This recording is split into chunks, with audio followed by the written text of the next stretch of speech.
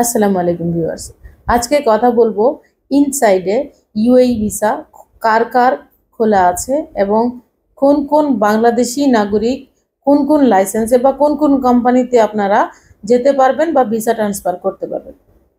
তো চলুন শুরু করা যাক। বিস্তারিত ভিডিও দেখবেন, তাহলে আপনারা বুঝতে পারবেন কাদের ভিসা খোলা আছে কাদের ভিসা খোলা নেই।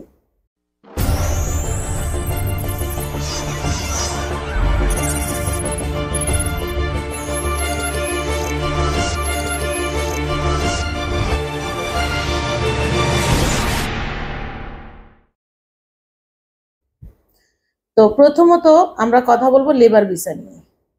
সংযুক্ত আরব আমিরাতে দুবাই সহ অন্যান্য স্টেটে কোথাও লেবার ভিসা খোলা নেই। যাদের ভিসা শেষ হয়ে গেছে তারা লেবার ভিসা থেকে লেবার ভিসা পরিবর্তন করবেন, এরকম কোনো সুযোগ এখন পর্যন্ত দেওয়া হয়নি। শুধুমাত্র তাদের জন্য সেই সুযোগ খোলা আছে যারা ফ্রি জোন কিংবা সেমি গভর্নমেন্ট কোম্পানিতে আপনাদের ভিসা ট্রান্সফার করতে চাচ্ছেন, আপনারা করতে পারবেন।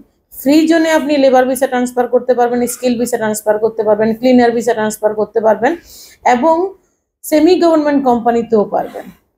পাশাপাশি যে সকল ভাই ক্যান্সেল হয়ে গেছেন পার্টনার ভিসা থেকে বা যে কোনো রকম ভিসা থেকে, আপনি ক্যান্সেল হয়ে যান না কেন, ফ্রি জোনে আপনার জন্য ভিসা হবে ইনশাল্লাহ। ফ্রি জোন এবং সেমি গভর্নমেন্ট কোম্পানিতে আপনাদের ভিসা হবে। আচ্ছা, আরেকটা বিষয় হলো আরবির ঘরে ইনসাইড ট্রান্সফার হচ্ছে কিনা। আরবির ঘরেও কিন্তু ভিসা হচ্ছে, সেটা আবুধাবি বলেন আর অন্যান্য স্টেট বলেন, যে কোনো স্টেটে আরবির ঘর থেকে আরবির ঘরের ভিসা হচ্ছে, যে কোনো ভিসা থেকেও আরবির ঘরের ভিসা হচ্ছে।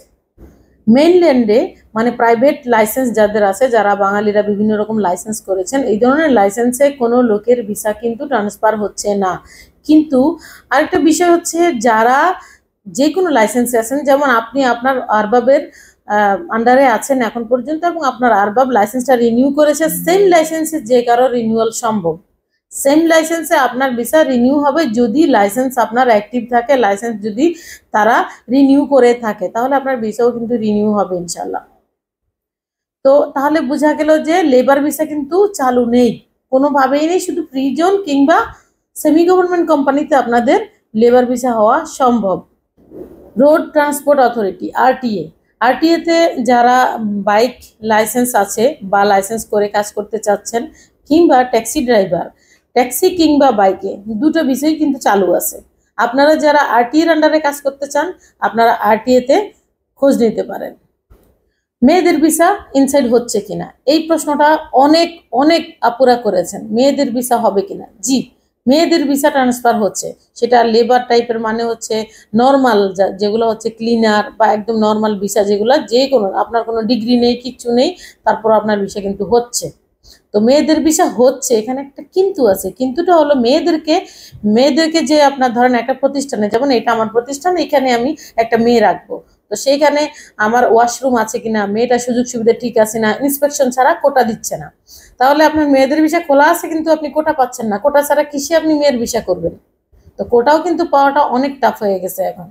তো মেয়েদের ভিসা খোলা আছে কিন্তু কোটা পাওয়া একটু টাফ হয়ে গেছে। আর যাদের সার্টিফিকেট রয়েছে তারা যে কোনো কোম্পানিতে, যে কোনো লাইসেন্সে, যে কোনো ধরনের কোম্পানিতে আপনারা যে কোনোভাবেই হোক আপনারা ট্রান্সফার করতে পারবেন। আপনাদের ভিসা ট্রান্সফার হচ্ছে, তার মানে হচ্ছে আপনার সার্টিফিকেট আছে, আপনি অ্যাটেস্টেশন করেছেন, আপনার ভিসা ট্রান্সফার আপনি করতে পারবেন। আরেকটা বিষয় হলো পার্টনার ভিসা। বাংলাদেশিদের পার্টনার ভিসা হচ্ছে কি না। দুবাইতে আপনি একটা লাইসেন্স খুলেছেন, 100% আপনার মালিকানা রয়েছে, তবুও আপনার পার্টনার ভিসা হবে না। কারণ হচ্ছে আপনার এলিজিবিলিটি নাই, দুবাই সরকার সেই এলিজিবিলিটি রাখে নাই।